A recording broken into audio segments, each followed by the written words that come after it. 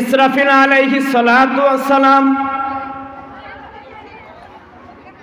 তাকে রব আমার মালিক সৃষ্টি করার পরে আদেশ দিলেন, ইসরাফিল তোমার উপরে আমার আদেশ হলো তুমি বাঁশিটা হাতে করে থাকবা, যেদিন আমি তোমাকে হুকুম দেব সঙ্গে সঙ্গে ফু মারবে। ইসরাফিল আলাইহিস সালাতু ওয়াস সালাম সেই দিন থেকে বাঁশিটা হাতে করে দাঁড়াইছে। সে কোনোদিন আল্লাহর কাছে বলতে পারে না, মালিক লক্ষ লক্ষ লক্ষ বছর ধরে বাঁশিটা হাতে করে আসি, একটু অনুমতি দিলে একটু বসে বিশ্রাম নিতাম। নবী আমার মেরাজে গেলেন, আরশ মুআল্লায় ঘোরাঘুরি করলেন। হাজার হাজার লক্ষ লক্ষ কোটি কোটি ফেরেশতা রব আমার মালিক তৈরি করেছেন। কিছু ফেরেশতাকে আল্লাহ তাআলা আদেশ করেছেন, শোনো তোমার ওমরে আমার হুকুম হলো যতদিন আমার হুকুমটা থাকবে, দ্বিতীয় কোনো হুকুম না আসবে, ততদিন পর্যন্ত তুমি রুকু অবস্থায় থাকবে। এই ফেরেশতাকে তৈরি করার পরে রুকু অবস্থায় থাকার নির্দেশ রে বাবা। এই ফেরেশতার এই স্বাধীনতা নাই, রুকু দীর্ঘদিন দিলাম আমি একটা সেজদা দেই। স্বাধীনতা আছে নাকি জোরে বলেন? কোন ফেরেশতাকে রব আমার হুকুম দিয়েছেন তুমি আমার সেজদা করো, ওই ফেরেশতার স্বাধীনতা নাই, একটা সেজদা দিয়ে আমি দ্বিতীয় সেজদা দেব। আছে স্বাধীনতা? এই ইচ্ছা শক্তি ফেরেশতাদের আছে? আমি সংক্ষেপে বলি, শোনেন বাবা, পর্দার আড়ালের মা বোনেরা, কোটি কোটি ফেরেশতা রব আমার মালিক তৈরি করেছেন, কিন্তু তাদের কোনো ইচ্ছা শক্তি রব আমার মালিক দান করে নাই। তার কোনো ইচ্ছা শক্তি সে ব্যবহার করতে পারবে না। পক্ষান্তরে দ্বিতীয় নম্বর হলো একটা মাখলুককে আল্লাহ তাআলা তৈরি করেছেন। দ্বিতীয় প্রকারের আল্লাহ সুবহানাহু ওয়া তাআলা মাখলুক তৈরি করেছেন, তাদেরকে আল্লাহ তাআলা ইচ্ছা শক্তি দান করেছেন। কিন্তু ইচ্ছা শক্তি দান করার পরেও ইচ্ছা শক্তিওয়ালা মাখলুকগুলি আবার দুই শ্রেণীতে বিভক্ত। কয় শ্রেণী জোরে বলেন? একটা বলেছি ইচ্ছা শক্তি আছে, আর একটা বলেছি ইচ্ছা শক্তি নাই। ফেরেশতাদেরকে আল্লাহ তাআলা তৈরি করেছেন, ইচ্ছা শক্তি দেন নাই। ফেরেশতা ব্যতীত যত মাখলুক আল্লাহ তাআলা তৈরি করেছেন, এই মাখলুকগুলি আবার দুই শ্রেণীতে বিভক্ত। তার মধ্যে একটা হলো ইচ্ছা শক্তি দান করেছেন, কিন্তু ইচ্ছা শক্তি প্রয়োগ করার ক্ষমতা আল্লাহ তাআলা দেন নাই। যেমন দেখেন বাবা, আমরা যারা মাঠে ঘাটে খাটাখাটনি করি তারা ভালো বুঝবো, আমাদের বাড়িতে অনেকের গরু ছাগল হাঁস মুরগি আছে না নাই? এই সময় তো কম দেখা যায়, 10 বছর 20 বছর আগে যদি লক্ষ্য করেন দেখবেন মানুষ কিছু ছিল তারা গরু দিয়ে হাল চাষ করত, জমিন চাষ করত। এই যে গরুগুলি দুনিয়ার মানুষের গোলাম, গরুওয়ালা তার মুনিব, ওই গরুর কাঁধের উপরে জোয়াল চড়াই দেয়া বলতেছে, চল মাঠের দিকে চল, তোর দ্বারা আমি জমিন চাষ করে নেব, ধানের আবাদ করব, গমের আবাদ করব। এই দুইটা গরুর কাঁধের উপরে জোয়াল চড়াই দিয়েছে। একদিন নয়, 2 দিন নয়, 3 দিন নয়, আরে সাধারণত চাকরিরত ব্যক্তিদেরও সপ্তাহে একদিন ছুটি থাকে কিনা? কিন্তু দেখবেন আগের যুগের মানুষগুলি ছিল ওই গরুগুলি দিয়ে হাল চাষ করতো, নিজের তো করতো, অন্যর জমি টাকা নিয়ে তারা চাষ করে দিত। এখানে মূল পয়েন্ট বোঝার বিষয় হলো, এই যে গরুগুলি তারও তো জান, কাঁধের ওপরে বাঁশের জোয়াল যখন চড়ায় দেয়, ওই গরুটার মনটা বলে, আহা সারাটা দিন কাজ করলাম, প্রতিদিন কাজ করি, আজকে আমার ঘাড়টা ব্যথা হয়েছে, আজকে কাজ করতে মন চাচ্ছে না। কিন্তু ওই যে ইচ্ছা শক্তি তার মধ্যে আছে, ইচ্ছা হয় আজকে কাজ করব না, কিন্তু তার মনি তাকে বাধ্য করে তার কাঁধের উপরে জোয়াল চড়ায় দেয় না, দেয় না। ইচ্ছা শক্তি আছে কিন্তু ইচ্ছা শক্তি ব্যক্ত করার ক্ষমতা নাই। এ বাবা আরো ভালো করে বুঝবেন, আগের জামানার মানুষগুলি ওই গরু দুইটার মুখের ভিতরে ঠুসি পরাই দিত। তার কারণ এই গরু দুইটা যখন মাঠ দিয়ে যাবে, জমিনের আল দিয়ে যাবে, অন্যের জমির খ্যাতগুলি তার খাইতে বড় মজা লাগে, ভালো লাগে। এই জন্য তার যে ইচ্ছা, তার যে মনের বাসনা, অন্যের জমির সুন্দর ক্ষেতটা খাইতে খাইতে যাবে, কিন্তু ওই গরুওয়ালা ব্যক্তি তার ইচ্ছা শক্তি ব্যক্ত করার ক্ষমতা দেয় নাই, বরঞ্চ তার মুখের মধ্যে ঠুসি লাগায় দেয়। কথা বলেন ঠিক কিনা? এই যে গরু বলেন, ছাগল বলেন, উট মোষ যাই বলেন না কেন, বিশেষ করে গৃহপালিত যত জন্তু, এইগুলির ইচ্ছা শক্তি আছে, মনটা চায় আজকে কাজ করব না, মনটা চায় আজকে ঘাস খাবো, অমুক খাবো, তমুক খাবো, কিন্তু তার ইচ্ছা থাকলেই হবে না, তার মালিক যেইটা করবে সেইটাই। কথা বলেন ঠিক কিনা? ইচ্ছা শক্তি আছে কিন্তু ইচ্ছা শক্তি ব্যক্ত করার ক্ষমতা নাই। এই যে বললাম ইচ্ছা শক্তি আছে, এই শ্রেণীর মাখলুক হলো দুই প্রকার। এক প্রকারের ইচ্ছা শক্তি রব আমার মালিক দান করেছেন, কিন্তু ব্যক্ত করার, প্রকাশ করার কোনো ক্ষমতা নাই। পক্ষান্তরে আর একটা শ্রেণী, সেইটা হলো মানুষ। রব আমার মালিক তাকে ইচ্ছা শক্তিও দান করেছেন, ইচ্ছা শক্তি ব্যক্ত করার ক্ষমতাও দিয়েছে। জোরে বলেন সুবহানাল্লাহ। দেখবেন বাবা, কিছু মুসলমান আছে, আজকের মাহফিলটা লক্ষ্য করে দেখবেন, কিছু মানুষ দুনিয়াবি গুরুত্বপূর্ণ কাজগুলি বাদ দিয়ে আসছে মাহফিল শোনার লক্ষ্যে। দেখবেন বাজারে ঘোরাঘুরি করতেছে, দোকানের সামনে দিয়ে ঘোরাঘুরি করতেছে, ফুচকা খায়, অমুক খায়, তমুক খায়। আপনি যদি বলেন কিরে মাহফিলে বসবি না, সে বলে আমার মন চাচ্ছে না, যাব না, বলে কিনা? আবার দেখেন কিছু আল্লাহর পাগল, কোরআনের মুহাব্বতে শীতের মধ্যে, ঠান্ডা মাটির মধ্যে মাথায় টুপিটা দিয়ে বসে গেছে। দেখি হুজুর কোরআন ও হাদিসের কথাগুলি বলবে, শুনবো এবং মানব। এই যে ইচ্ছা শক্তিটা দিনের পথে ব্যয় করেছে। কথা বলেন ঠিক কিনা? এই যে ইচ্ছা শক্তি রব আমার মালিক দান করেছেন মানুষকে, এই ইচ্ছা শক্তি ব্যক্ত করে কিছু মানুষ দুনিয়ার হায়াতে ওই রবকে খুশি করে জান্নাত ক্রয় করে নিল। আবার কিছু মানুষ তার ইচ্ছা শক্তি ব্যক্ত করে গুনাহের কাজ করে, শয়তানকে খুশি করে সে দুনিয়া থেকেই জাহান্নামের সার্টিফিকেট অর্জন করে নেয়। কথা বলেন ঠিক কিনা? এ বাবার আমার, পর্দার আড়ালের মা, এ কলিজার টুকরা যুবক ভাই, কোন পথে চলো, কার হুকুম মেনে চলো? তোমার মতো কত যুবক গুনাহ করতে করতে মারা যায়। তুমি কি একবার ভাবো না, গুনাহ করতে করতে করতে করতে যদি মারা যাও, তোমার স্থান হবে জাহান্নাম? কথা বলেন ঠিক কিনা? আসসালামু আলাইকুম ওয়া রাহমাতুল্লাহি ওয়া বারাকাতুহু। একটু সাউন্ড দেন। আলহামদুলিল্লাহ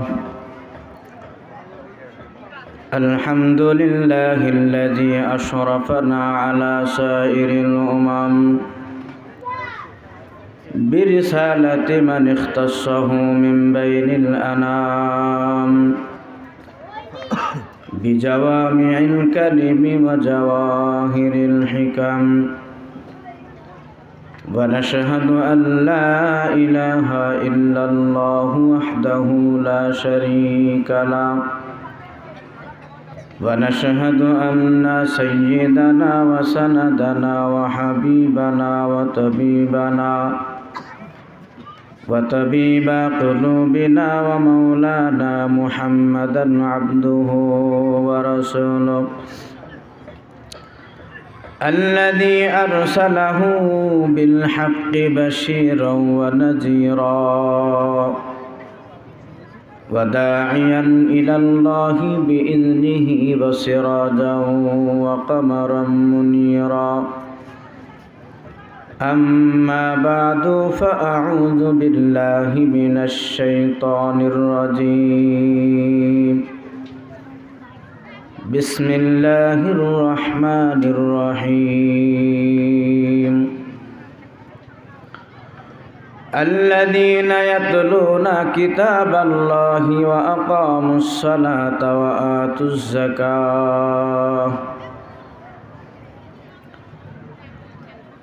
وقال الله تبارك وتعالى قد أفلح من تزكى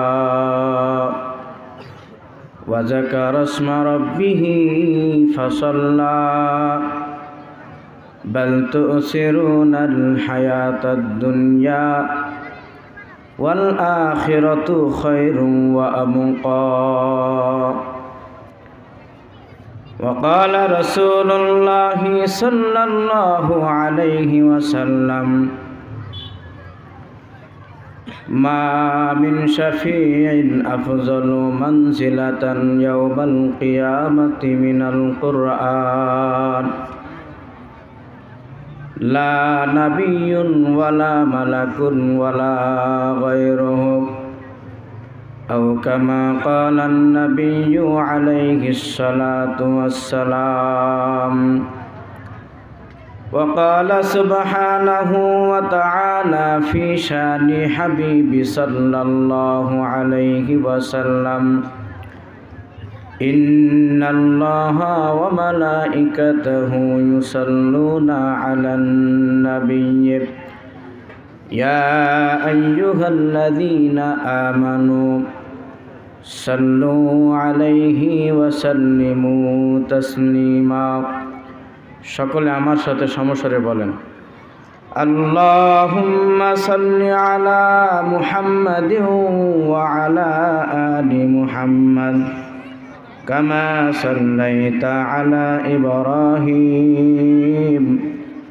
ওয়া আলা আলি ইব্রাহিম ইন্নাকা হামিদুম মাজিদ اللهم بارك على محمد وعلى آل محمد كما باركت على إبراهيم وعلى آل إبراهيم إنك حميد مجيد بلغ العلا بكماله كشف الدجى بجماله حسنت جميع خصاله صلوا عليه وآله بلغ العلا بكماله كشف الدجى بجماله حسنت جميع خصاله صلوا عليه وآله تو شاہ جہاں تو شاہ جہاں جہارا بگر جہارا بادگر مدے ای امیر بلغ العلا بکمالہ كشف الدجى بجماله حسنت جميع خصاله صلوا عليه وآله لا إله لا إله জবান খুলে লা ইলাহা ইল্লাল্লাহ লা ইলাহা লা ইলাহা ইল্লাল্লাহ লা ইলাহা লা ইলাহা ইল্লাল্লাহ লা ইলাহা লা ইলাহা লা ইলাহা ইল্লাল্লাহ লা ইলাহা বহু দূরে মদিনা কেমনে যাব জানি না ভাইজান বহু দূরে মদিনা কেমনে যাব জানি না দয়ার আল্লাহ দয়া করে দয়ার আল্লাহ দয়া করে পুরাও মনের বাসনা লা ইলাহা লা ইলাহা ইল্লাল্লাহ লা ইলাহা লা ইলাহা লা ইলাহা ইল্লাল্লাহ জোরে লা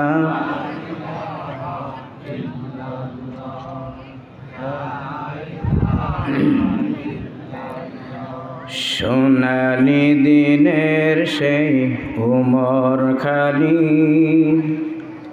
আজ তোমাদের বড় প্রয়োজন সোনালি দিনের সেই উমর খালি আজ তোমাদের বড় প্রয়োজন সোনালি দিনের সেই উমর খালি আজ তোমাদের বড় প্রয়োজন তোমাদের অভাবে ধরণীতে আজ তোমাদের অভাবে ধরণীতে আজ চলছে জালিমের নিপীড়ন আজ তোমাদের বড় প্রয়োজন সোনালি দিনের সেই উমর খালি আজ তোমাদের বড় প্রয়োজন লা ইলাহা জবান খুলে লা ইলাহা ইল্লাল্লাহ লা ইলাহা লা ইলাহা ইল্লাল্লাহ লা ইলাহা লা ইলাহা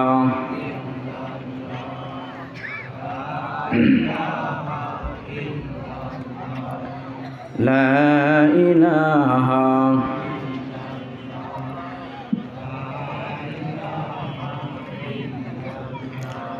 লা ইলাহা ইল্লাল্লাহু মুহাম্মাদুর রাসূলুল্লাহ সকলে বলি সাল্লাল্লাহু আলাইহি ওয়াসাল্লাম। আলহামদুলিল্লাহ, বাইতুন নাজাত নুরানি হাফিজি মাদ্রাসার উদ্যোগে 2 দিন ব্যাপী গোরস্থান সংলগ্ন মসজিদ নির্মাণ লক্ষ্যে তাফসিরুল কোরআন মাহফিল 2 দিন ব্যাপী তাফসিরুল কোরআন মাহফিলের আজ প্রথম দিনের বাদ আসর থেকে নিয়ে স্থানীয় ওলামা একরাম সহ আজকের বিশেষ মেহমান যিনি ছিলেন আমাদের বন্ধুবর হাফেজ মাওলানা রমজান আলী কুষ্টিয়া, বিশেষ করে আজকের এই তাফসিরুল কোরআন মাহফিলের প্রধান অতিথি হিসাবে যিনি আমাদের সামনে আসেন, আলহাজ অ্যাডভোকেট আব্দুল হালিম, সভাপতি বাংলাদেশ আওয়ামী লীগ মিরপুর উপজেলা শাখা, মিরপুর, কুষ্টিয়া। বিশেষ অতিথি জনাব মোহাম্মদ মাহবুবুর রহমান মামুন, চেয়ারম্যান 13 নং ধুবাইল ইউনিয়ন পরিষদ, সভাপতি বাংলাদেশ আওয়ামী লীগ ধুবাইল ইউনিয়ন শাখা, মিরপুর, কুষ্টিয়া। আজকের মাহফিলের সভাপতিত্ব করছেন জনাব মোহাম্মদ নিয়ামত আলী মালিথা, বিশিষ্ট সমাজসেবক, বরিয়া, মিরপুর, কুষ্টিয়া। এছাড়াও অনেক যোগ্য আলেম ওলামা আমাদের মঞ্চে কথা বলেছেন। বিশেষ করে স্থানীয় ওলামা একরাম যারা আছেন, এই ধর্মীয় প্রতিষ্ঠানের প্রতি লক্ষ্য রেখে আজকের মাহফিলকে তারা বিশেষ সম্মান জানিয়ে উপস্থিত হয়েছেন। সম্মানিত হাজিরিন, আজকের মাহফিলকে উপলক্ষ করে আমরা দূর দূরান্ত থেকে, অনেকে পায়ে হেঁটে, গাড়িতে চড়ে, অনেক গুরুত্বপূর্ণ কাজকে পিছনে রেখে আজকের মাহফিল উপস্থিত হয়েছি। পর্দার আড়ালে আমার মা ও বোনেরা, তারা নিজেদের সংসারের সমস্ত কাজকে গুছিয়ে আজকের মাহফিল উপস্থিত হয়েছেন। আমার কলিজার টুকরা যুবক ভাইয়েরা, ছোট ছোট কুচিকাচা বাচ্চা, আমরা সকলে সেই মালিকের দরবারে শুকরিয়া জ্ঞাপন করি, যিনি আমাদেরকে অতর এলাকার মধ্য থেকে ছাঁটাই বাছাই করে, মোহাব্বত করে, ভালোবেসে, অনুগ্রহ করে আজকের এই মহতি গুরুত্বপূর্ণ তাফসিরুল কোরআন মাহফিলে আসার এবং বসার সুযোগ ও তৌফিক দান করেছেন। আমরা সকলে দিল থেকে শুকরিয়া জ্ঞাপন করি, সকলে বলি আলহামদুলিল্লাহ। আমরা যে শুকরিয়া জ্ঞাপন করলাম, শুকরিয়া আদায় করলাম, শুকরিয়া আদায়ের যে শব্দ উচ্চারণ করলাম সেটা হলো আলহামদুলিল্লাহ। কি বললাম বলেন? তো এইটার বাংলা পরিভাষায় যেটা অর্থ আসে সেটা হলো আমরা এখানে আসতে পেরে খুশি। এটার বাংলা কি? আবিধানিক অর্থ আরও আছে, আমি আপনাদের ভাষায় যতটুকু বোঝাইতে চাই, আলহামদুলিল্লাহ শব্দের অর্থ হলো আমি এই মাহফিলে আসতে পেরে খুশি। কথা বলেন ঠিক কিনা? কিন্তু আমার জানা ছিল না যে মানুষ খুশি হলে মন বেজার করে বসে থাকে। কথা বলেন? আমার এটাও জানা ছিল না মানুষ খুশি হলে পিছনের দিকে বসে, সামনে আগাইতে চায় না। আমার এটাও জানা ছিল না যে আপনার এলাকার মানুষ এই ধর্মীয় প্রতিষ্ঠানকে এত ভালোবেসে ঘর বাড়ি ব্যবসা বাণিজ্য ছেড়ে মাহফিলের প্যান্ডেলে ঢুকছেন, কিন্তু সামনে জায়গা রেখে বসছেন। কথা বলেন ঠিক কিনা? আপনারা খুশি তো? তো যদি খুশি হন আমি বুঝবো আপনারা সকলে সামনে আগায় আসছেন। আসেন না, আসেন আসেন। মুমিন বান্দা যত নিকটে হবে, মুমিন বান্দার মহাব্বত তত বেশি হবে।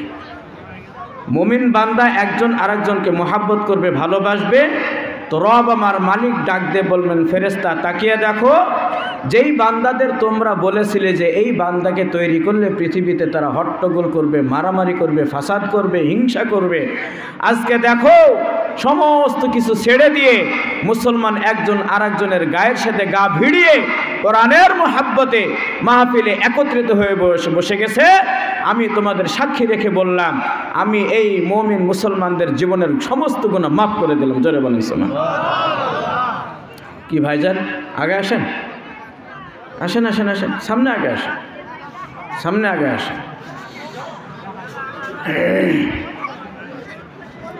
এই আপনারা সবাই একটু হাত উঠায় দেখান তো, দেখান, সবাই দেখান, সকলে খেয়াল করেন কার হাত কেমন, দেখেন দেখেন, একটু হাত নাড়া দেন। নারায়ে তাকবীর, নারায়ে তাকবীর, নারায়ে তাকবীর। কোরআন সুন্নাহর আলো, কোরআন সুন্নাহর আলো, কোরআন হাদিসের আলো, আলেম ওলামা যেখানে, আলেম ওলামা যেখানে, আলেম ওলামা নাই যেখানে, নারায়ে তাকবীর। খুশি হলেন কে? বেজার হলেন কে? আল্লাহর পক্ষে কারা কারা? শয়তানের পক্ষে কারা কারা? হাত না উঠাইলেও একটা দল আছে যারা শয়তানের পক্ষে এখনো কাজ করতেছে। আপনার একটু পিছনে খেয়াল করলে বুঝবেন যে শয়তানের দল কারা। যারা বাড়ি থেকে চলে আসছে কিন্তু এখনো প্যান্ডেলে ঢোকে নাই, রাস্তায় ফুচকা খাইতেছে। রাস্তায় কি খায়? ফুচকা, চটপটে, বেগুনি, পেঁয়াজু, ঘুগনি ভাজা। আমার বুঝে আসে না, বিশেষ করে বর্তমান সময়ে যত জায়গায় প্রোগ্রামে যায় মাইকিনগুলো মনে হয় ঠিক মতো করা হয় না। সম্ভবত মাইকিনে বলা হয় অমুক জায়গায় মেলা বসবে, যত দোকানদার আছে সব চলে আসবে। কথা বোঝেন নাই? মাহফিলের প্যান্ডেল সাজাইতে মাহফিল কমিটির পক্ষ যতটা হিমশিম খায় হাজার হাজার টাকা খরচ করে, অথচ দেখবেন দোকানদাররা এত সুন্দর করে দোকান সাজিয়ে ফেলে। এখন মানুষ সর্বপ্রথম ওই দোকানদারের কাছে আগে সাক্ষাৎ করে, তারপরে মাহফিলে যদি সময় হয় আসবে, না হলে ওইখান থেকে ফিরে চলে যাবে। বুঝবেন এগুলি আল্লাহওয়ালা নয়, আল্লাহর দলের নয়, এগুলি শয়তানের দলে। কথা বলে ঠিক কিনা? আমরা কার দলে? আল্লাহ সুবহানাহু ওয়া তাআলা যত মাখলুক তৈরি করেছেন দুই শ্রেণীতে বিভক্ত। কয় শ্রেণী জোরে বলেন? আপনারা অনেকে ভয় পাচ্ছেন, হুজুর মনে হয় দীর্ঘ সময় আলোচনা করবে। আমার এটা আদত নাই, আমার এটা অভ্যাসও না বেশিক্ষণ আলোচনা করা। তবে অল্প আলোচনা করব, যেন আল্লাহ সুবহানাহু ওয়া তাআলা অল্প আমল, অল্প কথা, অল্প জিনিসকে পছন্দ করে। কথা বলেন ঠিক কিনা? আল্লাহ তাআলা যত মাখলুক তৈরি করেছেন সকলে আঙ্গুল উঁচায় দেখান। কয় শ্রেণীতে বিভক্ত? জোরে বলেন কয় শ্রেণী? এক আঙ্গুল নামান, এক আঙ্গুল ধরে রাখেন। এক শ্রেণী হলো আল্লাহ সুবহানাহু ওয়া তাআলা এক শ্রেণীকে স্বাধীনতা দেন নাই। এবার দুই আঙ্গুল দেখান। আর এক শ্রেণীর মানুষকে আল্লাহ তাআলা স্বাধীনতা দিয়েছে। আর এক শ্রেণীকে কি দিয়েছে?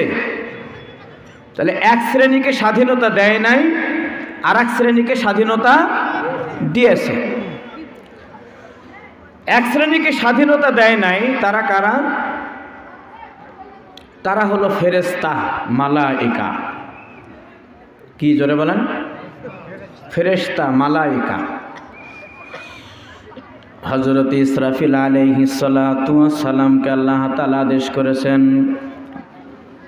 ইসরাফিল, আমি তোমাকে তৈরি করেছি, বানাইছি, কথা ঠিক, কিন্তু তোমার আমি কোনো স্বাধীনতা দেই নাই।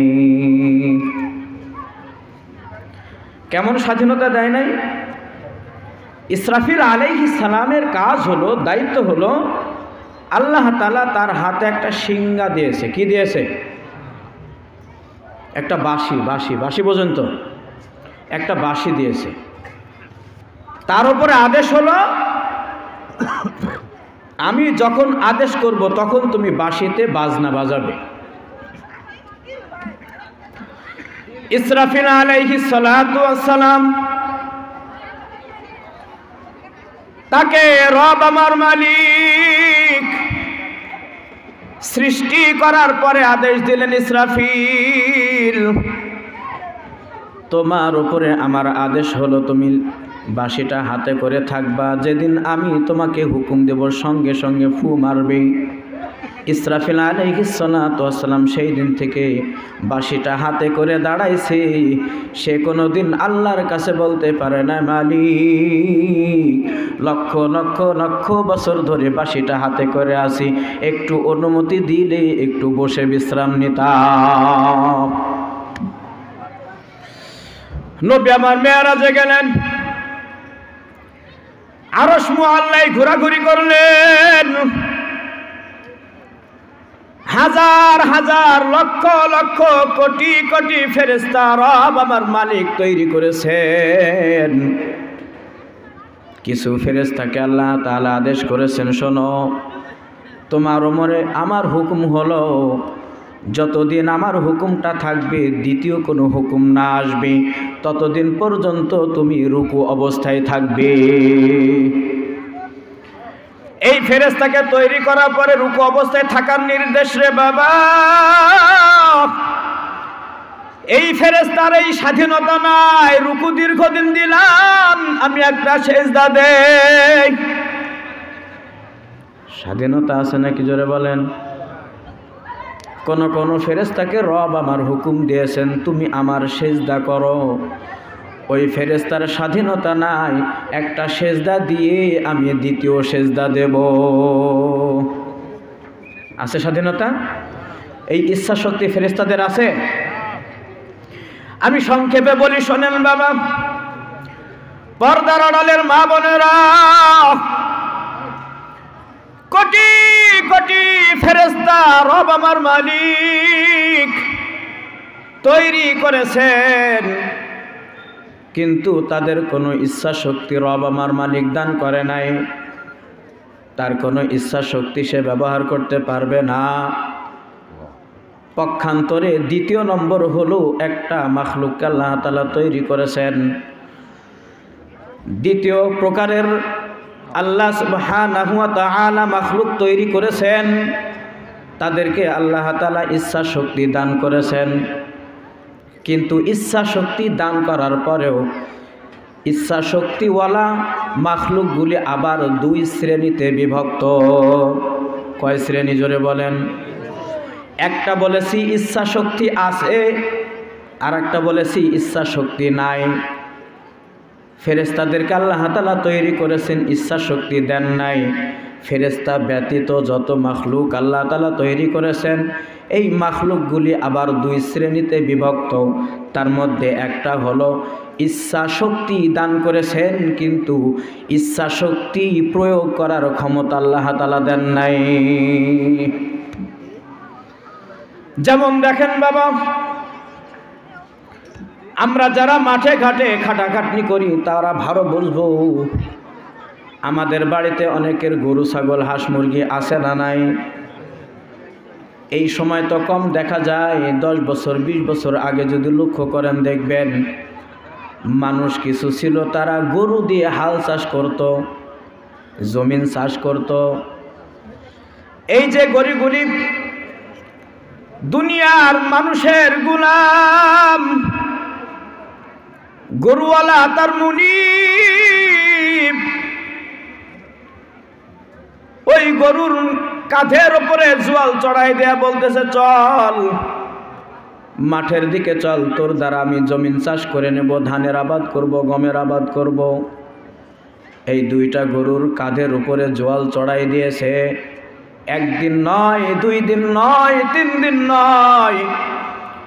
আরে সাধারণত চাকরিরত ব্যক্তিদেরও সপ্তাহে একদিন ছুটি থাকে কিনা? কিন্তু দেখবেন আগের যুগের মানুষগুলি ছিল ওই গরুগুলি দিয়ে হাল চাষ করতো, নিজের তো করতোই করতো, অন্যর জমি টাকা নিয়ে তারা চাষ করে দিত। এখানে মূল পয়েন্ট বোঝার বিষয় হলো, এই যে গরুগুলি তারও তো যান, কাঁধের ওপরে বাঁশের জোয়াল যখন চড়ায় দেয়, ওই গরুটার মনটা বলে, আহা সারাটা দিন কাজ করলাম, প্রতিদিন কাজ করি, আজকে আমার ঘাড়টা ব্যথা হয়েছে, আজকে কাজ করতে মন চাচ্ছে না। কিন্তু ওই যে ইচ্ছা শক্তি তার মধ্যে আছে, ইচ্ছা হয় আজকে কাজ করব না, কিন্তু তার মুনিব তাকে বাধ্য করে তার কাঁধের উপরে জোয়াল চড়ায় দেয় না? ইচ্ছা শক্তি আছে, কিন্তু ইচ্ছা শক্তি ব্যক্ত করার ক্ষমতা নাই। এ বাবা আরো ভালো করে বুঝবেন, আগের জামানার মানুষগুলি ওই গরু দুইটার মুখের ভিতরে ঠুসি পরাই দিত। তার কারণ এই গরু দুইটা যখন মাঠ দিয়ে যাবে, জমিনের আল দিয়ে যাবে, অন্যের জমির খেতগুলি তার খাইতে বড় মজা লাগে, ভালো লাগে। এই জন্য তার যে ইচ্ছা, তার যে মনের বাসনা, অন্যের জমির সুন্দর ক্ষেতটা খাইতে খাইতে যাবে, কিন্তু ওই গরুওয়ালা ব্যক্তি তার ইচ্ছা শক্তি ব্যক্ত করার ক্ষমতা দেয় নাই, বরঞ্চ তার মুখের মধ্যে ঠুসি লাগায় দেয়। কথা বলেন ঠিক কিনা? এই যে গরু বলেন, ছাগল বলেন, উট মোষ যাই বলেন না কেন, বিশেষ করে গৃহপালিত যত জন্তু, এইগুলির ইচ্ছা শক্তি আছে। মনটা চায় আজকে কাজ করব না, মনটা চায় আজকে ঘাস খাবো, অমুক খাবো, তমুক খাবো, কিন্তু তার ইচ্ছা থাকলেই হবে না, তার মালিক যেইটা করবে সেইটাই। কথা বলেন ঠিক কিনা? ইচ্ছা শক্তি আছে, কিন্তু ইচ্ছা শক্তি ব্যক্ত করার ক্ষমতা নাই। এই যে বললাম ইচ্ছা শক্তি আছে, এই শ্রেণীর মাখলুক হলো দুই প্রকার। এক প্রকারের ইচ্ছা শক্তি রব আমার মালিক দান করেছেন, কিন্তু ব্যক্ত করার, প্রকাশ করার কোনো ক্ষমতা নাই। পক্ষান্তরে আর একটা শ্রেণী, সেইটা হলো মানুষ। রব আমার মালিক তাকে ইচ্ছা শক্তিও দান করেছেন, ইচ্ছা শক্তি ব্যক্ত করার ক্ষমতাও দিয়েছে। জোরে বলেন সুবহানাল্লাহ। দেখবেন বাবা, কিছু মুসলমান আছে, আজকের মাহফিলটা লক্ষ্য করে দেখবেন, কিছু মানুষ দুনিয়াবি গুরুত্বপূর্ণ কাজগুলি বাদ দিয়ে আসছে মাহফিল শোনার লক্ষ্যে। দেখবেন বাজারে ঘোরাঘুরি করতেছে, দোকানের সামনে দিয়ে ঘোরাঘুরি করতেছে, ফুচকা খায়, অমুক খায়, তমুক খায়। আপনি যদি বলেন কিরে মাহফিলে বসবি না, সে বলে আমার মন চাচ্ছে না, যাব না, বলে কিনা? আবার দেখেন কিছু আল্লাহর পাগল, কোরআনের মোহাব্বতে শীতের মধ্যে, ঠান্ডা মাটির মধ্যে মাথায় টুপিটা দিয়ে বসে গেছে। দেখি হুজুর কোরআন ও হাদিসের কথাগুলি বলবে, শুনবো এবং মানব। এই যে ইচ্ছা শক্তিটা দিনের পথে ব্যয় করেছে। কথা বলেন ঠিক কিনা? এই যে ইচ্ছা শক্তি রব আমার মালিক দান করেছেন মানুষকে, এই ইচ্ছা শক্তি ব্যক্ত করে কিছু মানুষ দুনিয়ার হায়াতে ওই রবকে খুশি করে জান্নাত ক্রয় করে নিল। আবার কিছু মানুষ তার ইচ্ছা শক্তি ব্যক্ত করে গুনাহের কাজ করে, শয়তানকে খুশি করে সে দুনিয়া থেকেই জাহান্নামের সার্টিফিকেট অর্জন করে নেয়। কথা বলেন ঠিক কিনা? এ বাবার আমার, পর্দার আড়ালের মা, এ কলিজার টুকরা যুবক ভাই, কোন পথে চলো, কার হুকুম মেনে চলো? তোমার মতো কত যুবক গুনাহ করতে করতে মারা যায়। তুমি কি একবার ভাবো না, গুনাহ করতে করতে করতে করতে যদি মারা যাও, তোমার স্থান হবে জাহান্নাম। কথা বলেন ঠিক কিনা? এই ইচ্ছা শক্তিটাই মানুষের জান্নাত ক্রয় করবে, ইচ্ছা শক্তি মানুষকে জাহান্নামে নিয়ে যাবে। আপনারা নাম শুনেছেন ফিরাউন, যে নিজেকে দাবি করেছিল আনা রব্বুকুমুল আলা, আনা রব্বুকুমুল আলা, আনা রব্বুকুমুল আলা। এই আমার রাষ্ট্রের মধ্যে যারা আছো শোনো, আনা রব্বুকুমুল আলা, আমি হইলাম সবার থেকে বড় খোদা, আমি ব্যতীত আর কোনো খোদা নাই। জোরে বলেন নাউজুবিল্লাহ। এ বলেন তো আমাদের খোদা কে? এ জোরে চিল্লায় বলেন আমাদের খোদা কে? আমাদের রব কে? আমাদের খাওয়ানোর মালিক কে? সব ক্ষমতার অধিকারী একমাত্র কে? আমরা ওই রবকে স্বীকার করেছি। আমরা যদি মরতে হয় ওই রবের নাম মুখে নিয়ে মরব। তৈরি আছে তো ইনশাআল্লাহ? এই ফেরাউন বলল আনা রব্বুকুমুল আলা, আমি হইলাম সব থেকে বড় খোদা, কারো ইবাদত করা যাবে না, আমার ইবাদত করা লাগবে, আমার ইবাদত করা লাগবে। আমি ঘটনা পরিপূর্ণ বলবো না বোঝানোর জন্য। ইচ্ছা শক্তি কেউ ব্যয় করে দুনিয়া থেকে জান্নাত স্বচক্ষে দেখে নিয়েছে, আবার ইচ্ছা শক্তি ব্যয় করে কি দুনিয়া থেকেই জাহান্নাম খরিদ করেছে।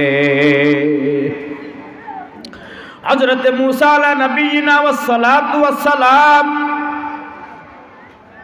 তিনি যখন জন্মগ্রহণ করেছেন, রব আমার মালিক ওহী প্রেরণ করে দিলেন মূসা আলাইহিস সালাতু ওয়াস সালামের মাকে বললেন, তুমি একটা ছোট্ট কাঠের বাক্স বানাও, এই কাঠের বাক্সর মধ্যে মূসাকে রেখে দাও, তালা মেরে দাও, সমুদ্রের ভিতরে ভাসায় দাও। মূসা আলাইহিস সালাতু ওয়াস সালামের মা তাই করলেন। রাতারাতি মূসা আলাইহিস সালাতু ওয়াস সালামের কাঠের বাক্সর মধ্যে ছেড়ে দিলেন পানির ভিতরে। কিন্তু রব আমার মালিক তার কুদরতি ক্ষমতা,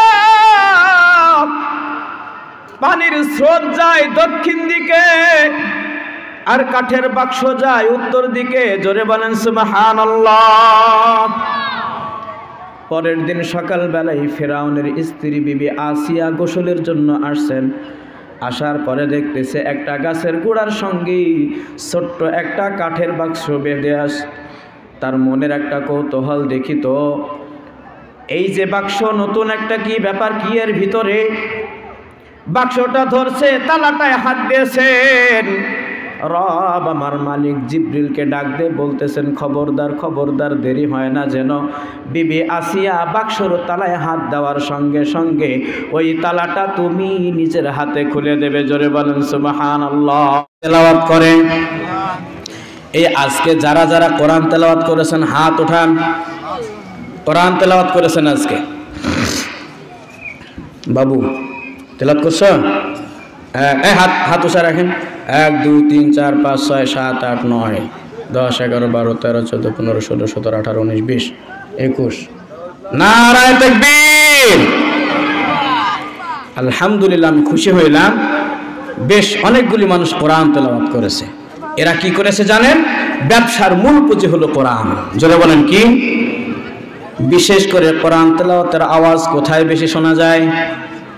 স্কুল কলেজে না? হ্যাঁ, এটা তো মাদ্রাসা নাকি? হ্যাঁ, এটা তো মাদ্রাসা।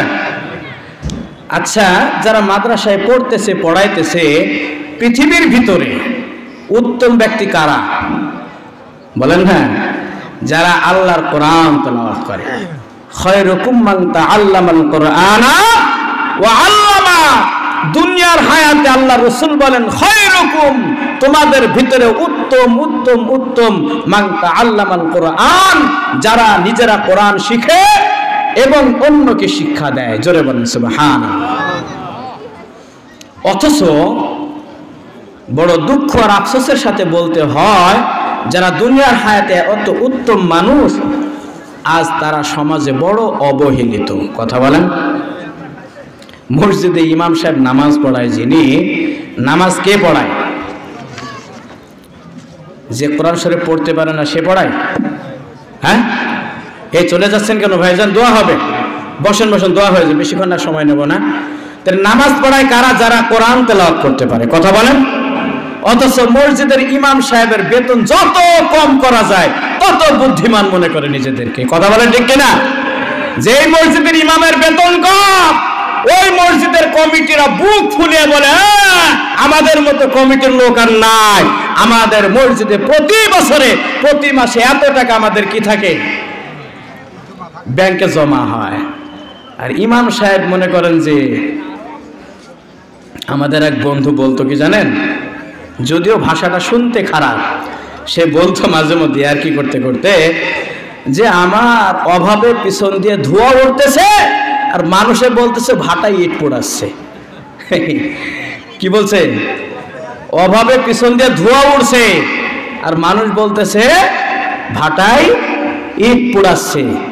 তার মানে ইমাম সাহেবরা অভাবে ধুকে ধুকে মরে আর মানুষ বলে যে ইমাম সাহেবের মেলা কামায়, বিয়ে পড়ানো, হ্যাঁ মিলাদ পড়ানো, অমক পড়ানো, তমক পড়ানো। সেদিন আমি আমার মহল্লায় একটা মিলাদ পড়াইছি, এমন একটা অ্যামাউন্ট দিয়েছে আমার নিজেরই লজ্জা লাগছে। আমি লাস্টে বললাম যে দেখেন, আপনার অনেক খরচ হয়েছে, আমি বরঞ্চ 1000 টাকা দিচ্ছি আপনাকে। আল্লাহ তাআলা বাইরে বিভিন্ন প্রোগ্রাম করায়, আপনার তো খুব খরচ হয়েছে, আমি আপনাকে 1000 টাকা দিচ্ছি। অবশ্য হুজুর এই কথা বললেন, যে বলবো না কি আছে, এই কথা বলে ঠিক কিনা? এমন ইমাম সাহেব আছে যাকে 50টা টাকা দিতে দিল কেঁদে যায়, অথচ হাজার হাজার মানুষকে ওই মাহফিলে খাওয়াচ্ছে। আছে না নাই? ও মনে করতেছে ইমাম সাহেবকে 50 টাকা দিয়েছে মানে মেলা দিয়েছে, মেলা দিয়েছে। আল্লাহ তাআলা মাফ করেন, সকলে বলেন আমিন। যারা আমার জাতির কর্ণধর, তাদেরকে আমরা যদি অবহেলা করি, এই দুনিয়াটাই শেষ না, আখেরাতও আছে। আছে না নাই? সেদিন একজন বলতেছে, হুজুর আমার ছেলের জন্য একটু দোয়া করবেন, আমার ছেলে অমুক জায়গায় পরীক্ষা দিয়েছে, একটা চাকরি পাবে। কি পাবে? তো হুজুর ওই কমিটির লোকের পাশে বসেই আর কি আল্লাহর কাছে দোয়া করছে, আল্লাহ এই ভদ্রলোকের সন্তান চাকরি পাইলে তার যেন বেতন 6000 হয়। কি বলছে? 6000 হয়, তার মানে ইমাম সাহেবের বেতন কত? 6000। দোয়া কালাম শেষ করে হুজুরের দিকে চোখ বড় করে বলে, কি হলো চাচা, কি ব্যাপার? বলে, আপনি কি দোয়া করলেন? এটা কি দোয়া করলেন? বলে, কি ভালো তো করছি। বলে যে আপনি 6000 টাকার বেতনের জন্য আপনি দোয়া করলেন, আমার ছেলে 6000 টাকা চলে? ইমাম সাহেব বলতেছে, তোমার ছেলের চলে না, আমার 6000 কেমনে চলে? এ কথা বলেন ঠিক কিনা? তোমার ছেলের 6000 চলবে না। আমার 2টা সন্তান আছে, বিবি আছে, মা আছে, মাকে খাওয়াইতে না পারলে পরের দিন বলবা ইমাম সাহেবের পেছনে নামাজ হবে না। বলে, কেন? ইমাম সাহেব মাকে খাইতে দেয় না। তো তুমি 6000 টাকা দিলে আমি খাবো না, মাকে খাওয়াবো। এই কথা বলেন ঠিক কিনা? রাগ করতেছেন আপনারা? রাগ করতেছেন? আপনি যদি অন্যকে মূল্যায়ন করতে না পারেন, দুনিয়ার হায়াতটা শেষ না বাবা, আখেরাত পড়ে আছে। অন্যান্য জায়গায় দেখা যায় বিভিন্ন কোম্পানিতে এক মালিকের আন্ডারে 20 জন চাকরি করে, 50 জন চাকরি করে, করে কি করে না? আর মসজিদ এমন একটা কোম্পানি, ইমাম সাহেব একাই চাকরি করে, ওর মালিক হলো যে যখন মসজিদে আসে তখনই সে তার মালিক। কথা বলেন না কেন? রাগ হচ্ছেন? খবরদার, ইমাম সাহেব তো আপনার এলাকার না, আপনার মসজিদ, আপনার এলাকার প্রত্যেকের নেতা। এই কি তা? জোরে বলেন, কথা জোরে বলেন। কি তা? নেতা যদি হয়, তো নেতার যদি এত ভুল ধরেন, নেতার যদি বেতন কম হয়, তো নেতাকে মানা হলো নাকি? মসজিদের সব হয়, মসজিদের সব হয়। ইমাম সাহেবের বেতনের বেলায় যে বলে, না হুজুর মসজিদের কাজ চলতেছে, মসজিদের মেন কাজ তো 5 ওয়াক্ত নামাজ। এই কথা বলেন না কেন? মসজিদের মেন কাজ কোনটা? আপনি আপনার এলাকায় শুধু একদিন 5 ওয়াক্ত নামাজের আজান দেবেন না, মসজিদে কি বলে মুয়াজ্জিন যাবে না, মসজিদে ইমাম সাহেব যাবে না, দেখবেন তো কেমন হয় এলাকার মধ্যে। হ্যাঁ, তোলপাড় হবে কিনা? বলে, এই কিনে ইমাম সাহেবের কি হয়েছে? নামাজ হমক না তমক না, মসজিদের মেন হলো নামাজ, নামাজের আজানই হয় নাই। তুমি এইখানে বলতেছো মেন হলো নামাজ, ইমাম মুয়াজ্জিন। হ্যাঁ, আর যখন টাকার কথা আসে, বেতন বাড়ানোর কথা যখন ইমাম সাহেব বলে, হুজুর মসজিদের কাজ, মসজিদের আসলে কাজটা মেন না নামাজটা মেন? ইমাম সাহেব যদি ধুকে ধুকে মরে, বেতন যদি কম হয়, তাইলে আপনারা বলেন ইমাম সাহেব নামাজের মধ্যে পড়বে আর মনে করবে আল্লাহ আজকে যেন 2টা মিলাদ হয়, যেন 2টা মিলাদ হয়, 3টা মিলাদ হয়, আল্লাহ আজকে যেন অমুকের ছাগলটা জবাই করে, 500 টাকা পাবো। আপনারা বলেন, এই যে ইমাম সাহেবের পেছনে নামাজ পড়লেন, ইমাম সাহেব অভাবের মধ্যে আছে, আপনি তো মনে করতেছেন ইমাম সাহেবের কণ্ঠ তো ভালোই, ও কণ্ঠ তো ভালো, ভেতরে যে অবস্থা খারাপ। কথা বলেন? তাইলে আমরা মেন রোগটা ধরি না, বুঝছেন? এক ডাক্তারের কাছে এক রুগী গেছে, পায়ে লাগছে, পায়ে লাগার পরে ডাক্তারকে যে বলতেছে, ডাক্তার সাহেব আমার তো পায়ে লাগছে, এমন লাগা হাঁটার ক্ষমতা না, আমি রিক্সায় চড়ে আসছি।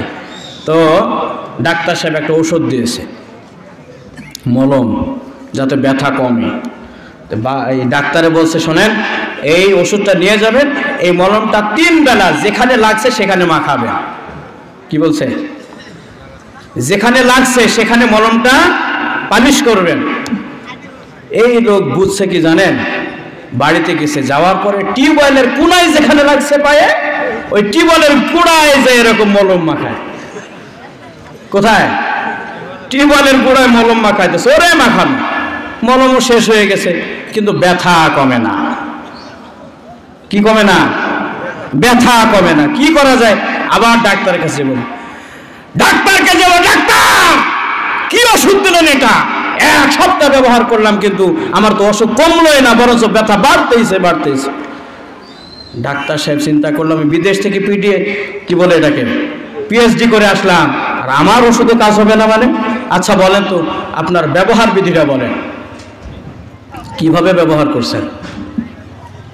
তো ভালোভাবে বোঝাচ্ছে, ডাক্তার বুঝতেছে না। বুঝবে কিভাবে? যেখানে লাগছে সেখানে মাখাইছি। পা তুলে দেখে যে না, পা ফুলা। ডাক্তার সাহেব বলে চলেন তো আপনার বাড়িতে যে দেখে টিউবওয়েলের যেখানে লাগছে আগে তো মরিচা পড়েছিল, ওষুধ মাখাইতে টিউবওয়েলের ওই জায়গা চকচকা হয়ে গেছে। টিউবওয়েলের ওই জায়গা কি?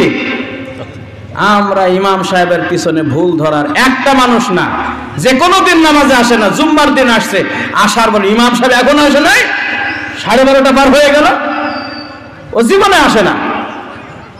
এই কথা বলে ঠিক কিনা? ইমাম সাহেব মনে করেন পরপর 3 বেলা নামাজে ভুল করছে। 3 রাকাতের বেলায় ওঠার দরকার বসে পড়ছে, সূরা ফাতিহা পড়ার দরকার পড়ে নাই, সূরা ফাতিহা আস্তে পড়ার দরকার জোরে পড়ে ফেলছে। পিছন থেকে এক মুসল্লি, ইমাম সাহেব নামাজের মধ্যে এত ভুল করেন, কি ব্যাপার? ইমাম সাহেব ভুল করবে না, তুমি করবে বেটা? ইমাম সাহেবের বেতন তো 6000 টাকা। ও নামাজের মধ্যে সংসারের চিন্তা করবে না নামাজ পড়ানোর চিন্তা করবে? এই কথা বলে ঠিক কিনা? এজন্য মূল যেখানে ঘা, মুসল্লিরা সবাই বোঝে না এমন না, কমিটির লোক বোঝে না এমন না, কমিটির ছেলেই দেখবেন বিদেশে থেকে প্রতি মাসে 50,000 টাকা পাঠায়, আর চায়ের দোকানে বসে বসে চা খায়, ওর মধ্যে চুষকও মারে। চা খায়, বাম হাতে চুষক মারে, আবার দেখবেন যে পানও ঢুকে রাখছে গালের মধ্যে। ওর 50,000 হচ্ছে না, আর খালি ফতোয়া দেয় ইমাম সাহেবেদের বেতনে খুব বরকত। ভালো কথা, তোমার ছেলের 50,000 টাকা ইমাম সাহেবকে দাও, আর 6,000 টাকা ইমাম সাহেব তুমি নাও। এত বরকত যখন, তখন আর হবে না। এ কথা বলেন, তখন আর হবে না। তার মানে বোঝা গেল কমিটির লোক, এলাকার মানুষ, মুসল্লি সবাই ভালো মন্দ ফেরাউনের মতো সব বোঝে। ফেরাউন যেমন বোঝে যে আমি আসলে খোদা না, ওই রকম কমিটির লোক, মুসল্লি সবাই জানে যে আসলে ইমাম সাহেব কষ্টের মধ্যে আছে, আর ইমাম সাহেব কষ্টের মধ্যে থাকলে মুসল্লিদের একটু আরাম ভাব লাগে। ইমাম সাহেবরা কষ্টে থাকলে কি সাধারণ মানুষের একটু ভালো ভাব লাগে। এজন্য ভাইজান আপনাদেরকে বলবো, যেই ইমাম সাহেবরা কোরআন তেলাওয়াত করে আপনাদেরকে শ্রবণ করায়, শোনায়, একটা হরফ মাদ্রাসা ছাত্র যখন পড়ে, এই সামনে যে রমজান মাস আসতেছে, তাই না?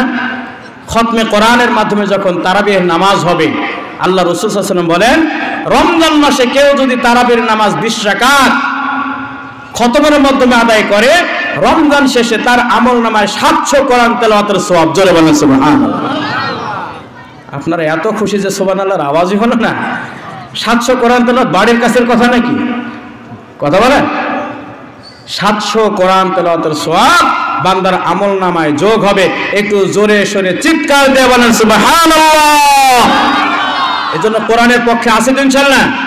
যেখানে কোরআন তেলাওয়াত শিক্ষা দেওয়া হয়, যেখান থেকে মসজিদের ইমাম তৈরি করা হয়, যেখান থেকে সারা বিশ্বে কোরআনের আলো ছড়াচ্ছে, এই মাদ্রাসাগুলি, এই মাদ্রাসার প্রতি সকলে লক্ষ্য রাখবেন ইনশাআল্লাহ। কারা কারা হাত ওঠান তো? এই সবাই হাত ওঠান, সবাই হাত ওঠান।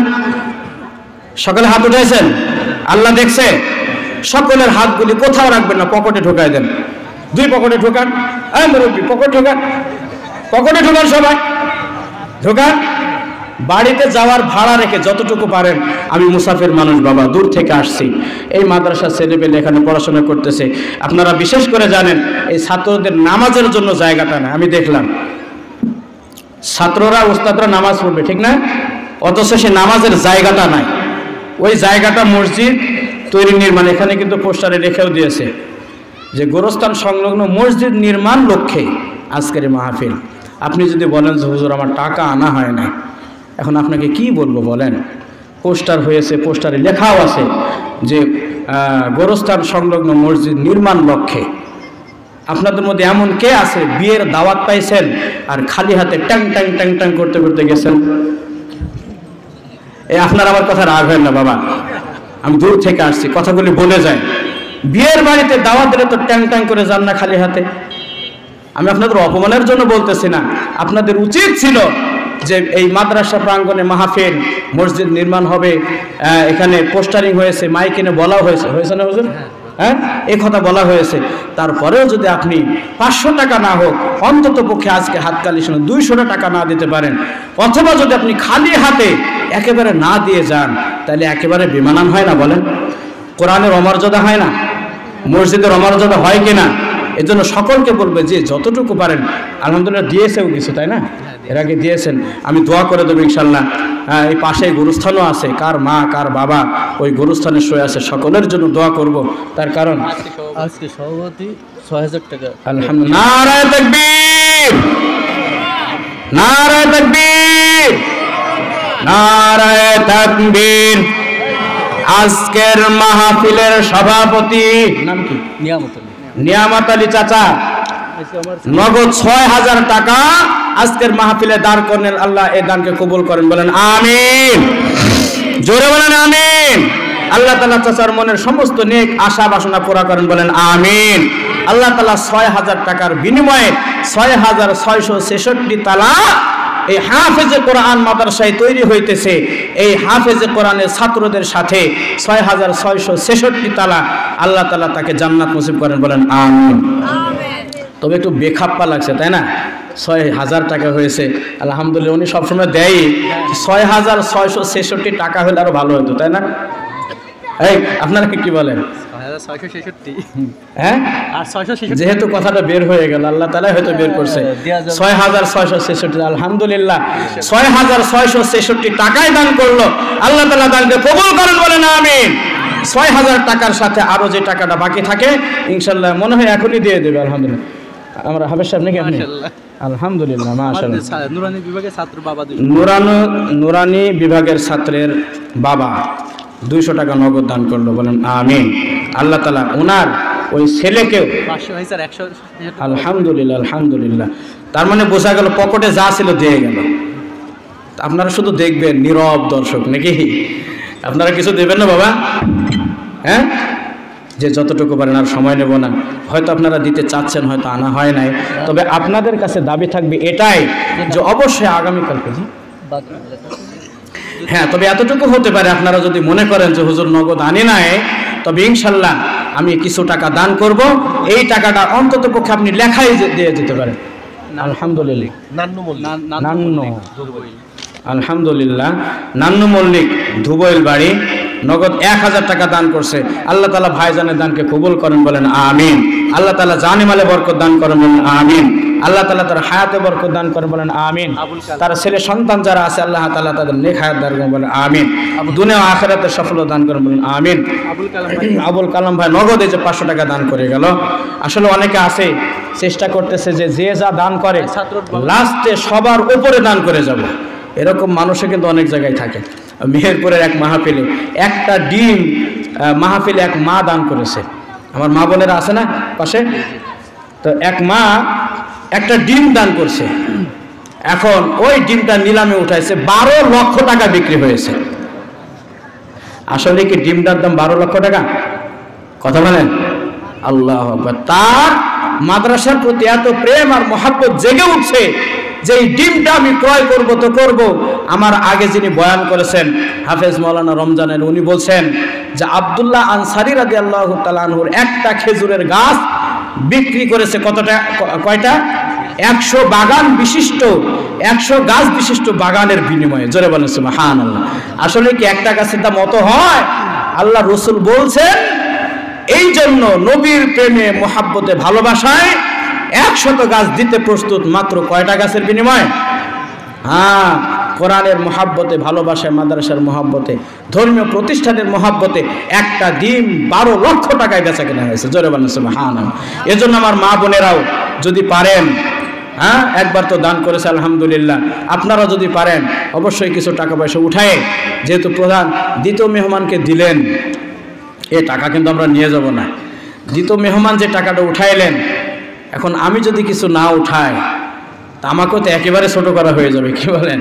হ্যাঁ, আলহামদুলিল্লাহ এখানে বেশ কিছু নাম আসছে আলহামদুলিল্লাহ। মিনাজ উদ্দিন নাকি মিনাজ মালিথা, হ্যাঁ, বরিয়া বাড়ি মনে হয়, মিনাজ মালিথা বরিয়া বাড়ি, আলহামদুলিল্লাহ। একক, দশক, শতক, হাজার, 10,000 টাকা। নারা তাকবীর, আরো জোরে বলেন নারা তাকবীর। উনি 10,000 টাকা মাদ্রাসায় যদিও বাকিতে উনি দান করছে। জোরে বলেন সুবহানাল্লাহ। আল্লাহ তাআলা তার দানকে কবুল করেন। বিশেষ করে সামনে রমজান মাস আসতেছে, কেউ যদি 1 রাকাত নফল নামাজ আদায় করে, অন্য মাসে 70 কি বলে একটা ফরজ আদায়ের সমতুল্য সওয়াব। কথা বলেন ঠিক কিনা? কেউ যদি একটা ফরজ আদায় করে, এটা মসজিদের জন্য সম্পূর্ণ টাকা মসজিদ, আলহামদুলিল্লাহ, সম্পূর্ণ টাকা মসজিদে দান করছে, তাই তো? আলহামদুলিল্লাহ। টাকা উঠছে আচ্ছা, আজকে সমস্ত টাকা মসজিদের জন্য। আমি না জানি, আপনারা তো জানেন আপনার এলাকার মসজিদ। আল্লাহ তাআলা মসজিদকে কবুল করেন এবং যারা টাকা দান করছেন আল্লাহ তাআলা সকলের দানকে কবুল করেন। তার রইস আলী ধুবইল খালপাড়া 2 বস্তা সিমেন্ট, আলহামদুলিল্লাহ, কথাটা মনে এসে গেল। আপনার দেওয়া 2 বস্তা সিমেন্ট যদি 2 ইটের মাঝখানে লেগে যায়, আপনি জানেন জান্নাতের ভিতর আল্লাহ তাআলা বান্দার জন্য যে ঘর তৈরি করবেন, একটা ইট হবে স্বর্ণের, মাঝখানে যেই কি বলে সিমেন্ট দেওয়া হবে এটা হবে মিশকে আম্বর দ্বারা। কি দ্বারা? তার পরের ইট যেটা দেওয়া হবে ওটা হবে রূপার। স্বর্ণ এবং রূপার মাঝখানে থাকবে মিশকে আম্বর। আপনিও যদি আপনার 2 বস্তা, 3 বস্তা, 5 বস্তা সিমেন্ট এই ঘরের 2টা ইটের মাঝখানে দিতে পারেন, কিয়ামত পর্যন্ত বিভিন্ন বিল্ডিং ভাঙা পড়ে, পড়ে কি পড়ে না? কিন্তু মসজিদ কেউ ভাঙতে পারে না। পারে? কথা বলেন, এই ভাঙে?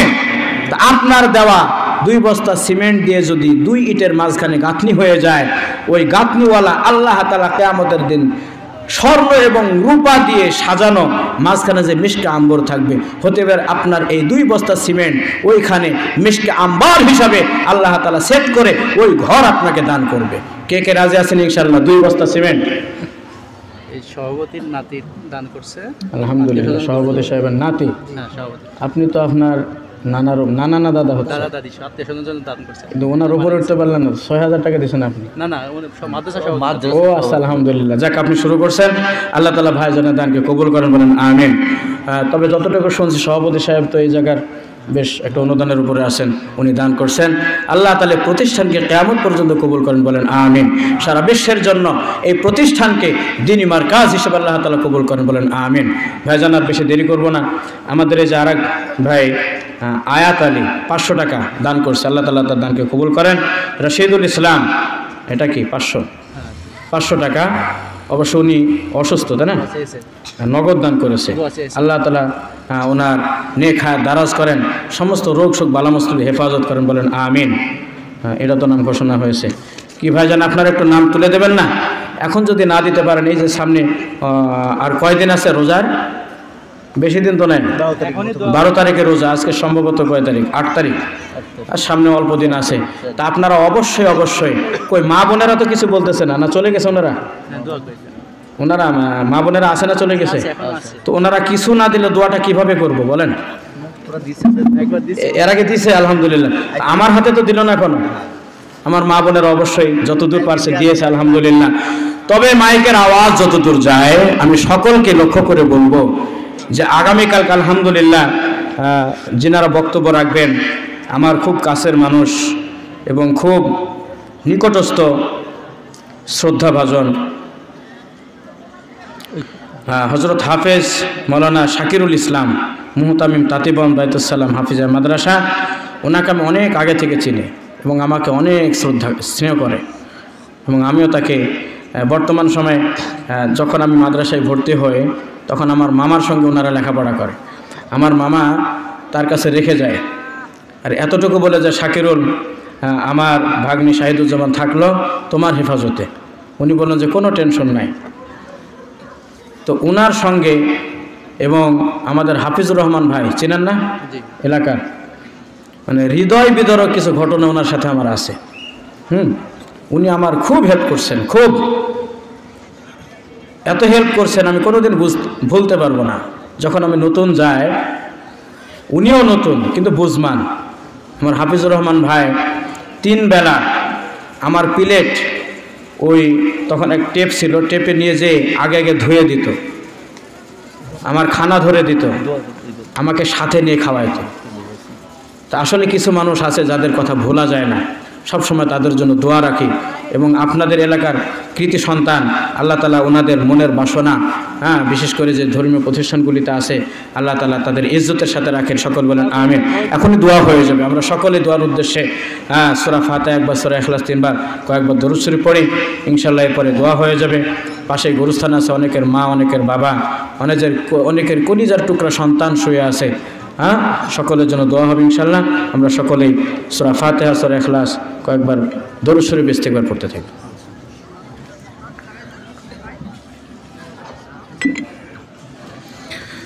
আউযু বিল্লাহি মিনাশ শাইতানির রাজিম। বিসমিল্লাহির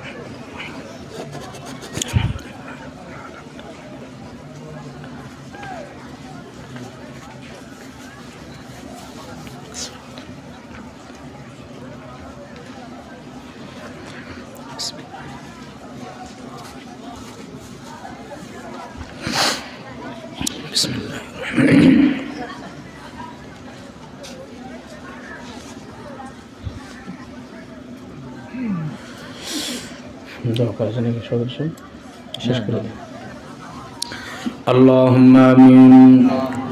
ربنا ظلمنا أنفسنا وإن لم تغفر لنا وترحمنا لنكونن من الخاسرين. ربنا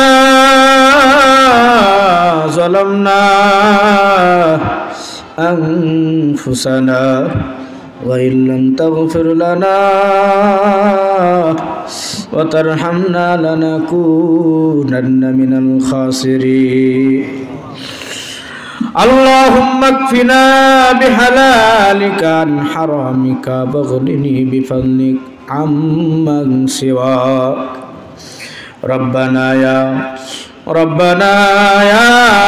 ربنا মাফ করিয়া দাও গো মাওলা মোদের গুনাহ, কত গুনাহ করছি মাওলা জীবনে, মাফ করিয়া দাও গো মাওলা গোপনে। ও দয়ার মালিক আমার আল্লাহ, গোপনে গোপনে কত গুনাহ করেছি রে মালিক, পৃথিবীর কেউ জানে না, জানো তো তুমি আল্লাহ। তোমার দরবারে হাত উঠাইছি এমন একটা জায়গায় বসে রে মাওলা।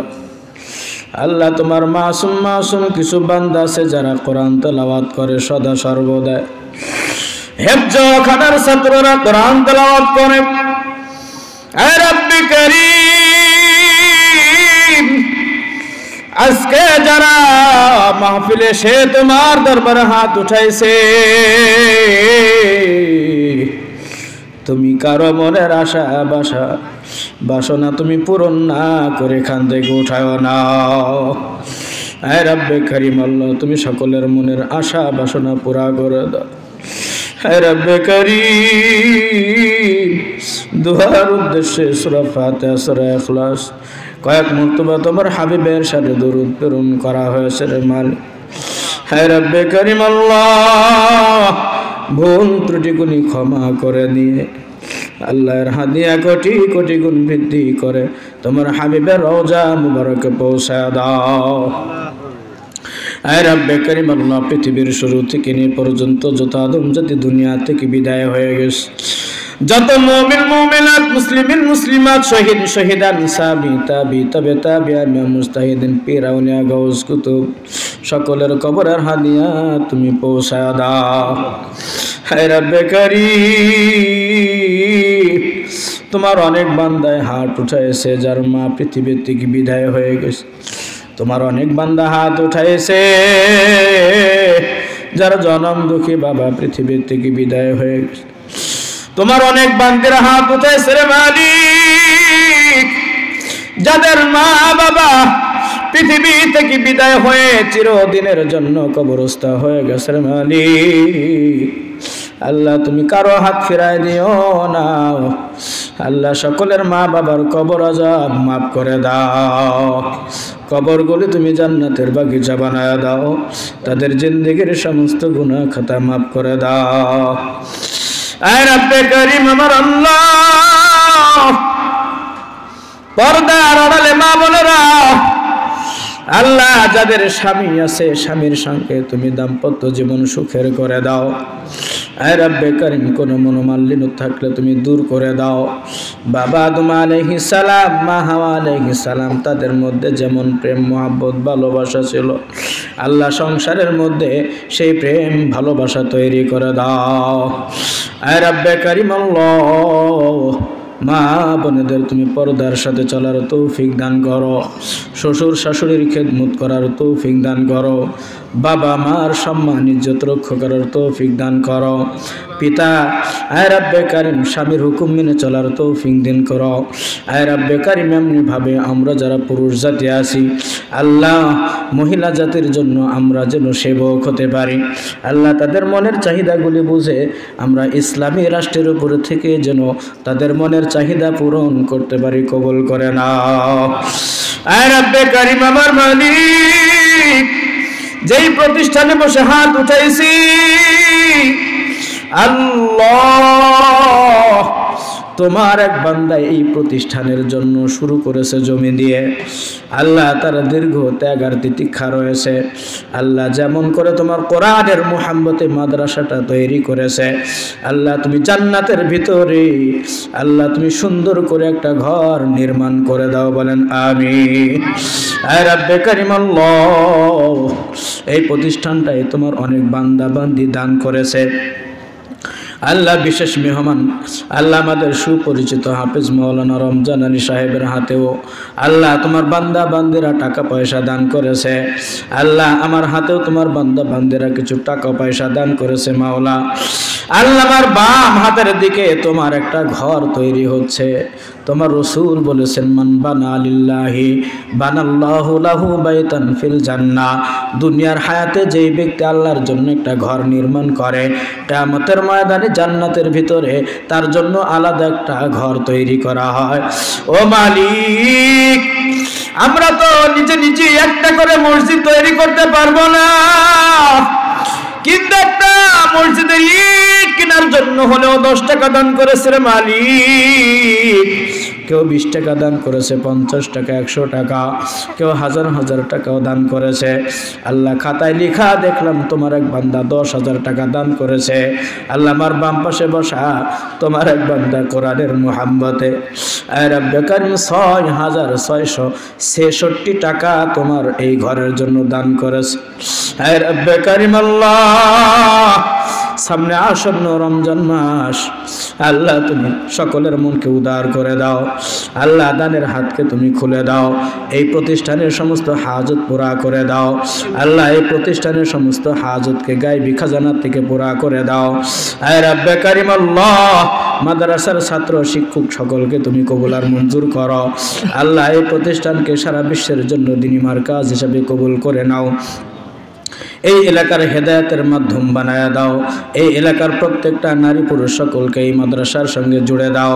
আল্লাহ বিশেষ করে এলাকার প্রত্যেকটা আল্লাহ ছোট ছোট বাচ্চা বাচ্চাগুলি মাদ্রাসার জন্য কবুল করো। আল্লাহ নুরানি কিন্ডারগার্টেন শাখা আছে, আল্লাহ আরবির পাশাপাশি আধুনিক শিক্ষায় শিক্ষিত করা হয়। আয় রব্বে কারিম আমাদের সন্তানগুলি এই প্রতিষ্ঠানে দিয়ে এই প্রতিষ্ঠানটা আরো উঁচুমানি করার তৌফিক দিয়া দাও। আয় রব্বে কারিম আমার মালিক, আমরা মুসাফির অনেক দূর থেকে আসছে রে মাওলা। আল্লাহ তোমার রাসূল বলেছেন 3 শ্রেণীর মানুষের দোয়া ফিরায় দেওয়া হয় না, তার মধ্যে একটা হলো মুসাফির। আল্লাহ আমরা হাত উঠাইছি তোমার দরবার। আয় রব্বে কারিম আল্লাহ, আগত সকল মুসলমান নর নারীর মনের সমস্ত নেক আশা বাসনাগুলি পুরা করে দাও। দুনিয়ার সমস্ত সফলতা দান করো। যারা রোগী আছে আরোগ্যতা দান করো। যারা ঋণী আছে ঋণ পরিশোধের তৌফিক দান করো। আল্লাহ যারা যেই বালা মুসিবতের মধ্যে সেসব দূর করে দাও। আসমানি বালা আসমানে উঠায় দাও, জমিনি বালা জমিনে দাবায় দাও। আল্লাহ অনেকের সন্তান সন্ততি দেশ ছেড়ে বিদেশে রয়েছে, আল্লাহ প্রবাস খাটতেছে, মাওলা তাদের ইনকামে বরকত দান করো সহি সালামতে। আল্লাহ আবার ওই মা বাবার কোলে আসার তৌফিক দেয়া দাও। আয় রাব্বে কারিম আল্লাহ, আমাদের দুনিয়াতের সফলতার পাশাপাশি কিয়ামতের ময়দান জাহান্নাম থেকে হেফাজত করে রসুলের সুপারিশ নসিব করে দিয়ে হাউজে কাউসারের পানি পান করাইয়া বিনা হিসাবে তোমার জান্নাত নসিব করে দাও। আর সর্বশেষ আমাদের উপরে তুমি রাজি আর খুশি হয়ে যাও। ওয়া সাল্লাল্লাহু তাআলা আলা খায়রি খালকিহি মুহাম্মাদিন ওয়া আলিহি ওয়া আসহাবিহি ওয়ান নাসি আজমাইন ওয়াজআল আখিরা কালিমাতিনা ইনদাল মাউতি লা ইলাহা ইল্লাল্লাহু মুহাম্মাদুর রাসূলুল্লাহ সাল্লাল্লাহু আলাইহি ওয়াসাল্লাম। আলহামদুলিল্লাহ, আপনারা সকলে সুস্থ হালতে বাড়ি যান।